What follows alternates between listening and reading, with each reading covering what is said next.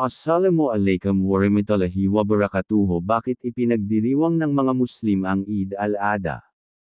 Si Propeta Ibrahim Abraham, isa sa propeta sa Islam na kilala rin bilang Abi o ama ng pananampalatayang Islam, tuwiran pagsimba lamang sa Allah. Peter ay biniyayaan ng makapangyarihang Allah ng kanyang matibay na pananampalataya sa kanya. Sinubukan ng Allah si Propeta Ibrahim na isakripisyo ang kanyang anak na si Ismael, ngunit ito ay pagsubok lamang at nalampasan ito ni Propeta Ibrahim at ng kanyang anak na si Ismael. Subhanallah, si Ismael ay pinagpala ng makapangyarihang Allah sa pamamagitan ng pagtitiis.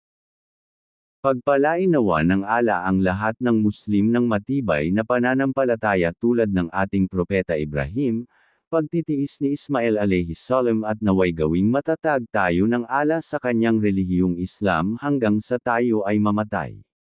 Allahumma amin ya Allah. Shukran Ben.